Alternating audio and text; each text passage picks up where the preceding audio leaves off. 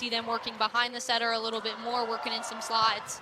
Ehrlich, the freshman, top 10 in the ACC in blocks per set as well, so she can do it on the defensive side of things in addition. Set to the middle and another nice swing offensively. That's Abby Emch, who has seen an increased role for the Panthers in her freshman season out of New Waterford, Ohio. I can't say I'm an expert on the archetype of the ideal bowler, but it seems like it would. I mean, I think it has to, at least a little bit. Right.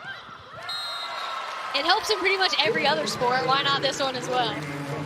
Both of them really physical, taking big swings, but then also kind of covering their own swings on an overpass. Emch coming into the match today with a hit percentage over 500, and there is the Pitt block with Mosher. Hopefully, from their perspective, you want to make the Pitt blockers have to work a little bit harder. Roach, one of those members of Jason Kennedy's team that prides itself on returning players, her 5th season with BC. Mosher the set to the outside, and Gregoire delivers again in the early going. Yellen to serve. Mosher, nice set on the inside for Bree Kelly. Kelly getting the ball as much as possible. Kelly, one of the returning players last year for this Panthers side, and they're able to get the block again. Second block in the early going for the Panthers, up 7 in this first set here in the final game. An offensive impact for the Panthers this season as well. Had a season-high 17 earlier against Notre Dame. And Friday against Syracuse hit almost 500. And had 8 kills herself there, and the Pitt block continues to do some work. Especially the ones landing in the net. There's no decision that has to be made there. If you miss deep, you're making the other team serve, receive, have to make a decision. Absolute dime there from Mosher to the back row. At the tail end of this first set. Free ball for the Panthers. Mosher setting for Babcock. And Olivia Babcock gets kill number 1 to finish set number 1 for the Panthers.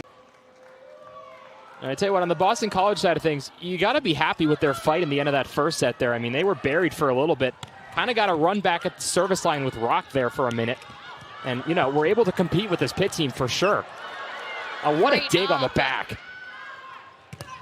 That was Curtis in the back row, but Babcock, again, too much to handle up front. To get set up. A little bit of a knuckler there to Babcock. Pizzell trying. Free ball for the Panthers. Mosher, the back set to Babcock. Another great dig on the receiving end, but like you mentioned, sometimes it's just too much to handle. Yeah, for Jason Kennedy's team, this is kind of where you're trying to be, that watermark in the ACC with Pitt, Louisville, Stanford, SMU kind of rising to the top in recent years as well. Even at 6'4", Marjanovic still struggling to work around this Pitt block. I think she's got to start looking to go high hand. She's swinging right away into those big forearms of Bree Kelly. There it is again. Hitting 231 on the afternoon.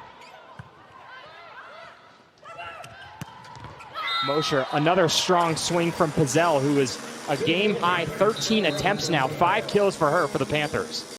But we're not keeping score, so it doesn't matter. Not that I have tally mark on my notes or anything. You know, whatever. 17-13, Boston College still trailing by 4 in service, though, after that service error from Mallory Meyer upon the review. Setting back up for Ross into the Pitt block. Marjanovic having a tough go of it after that first set. There are now 7 attacking errors for her. And that one into the net.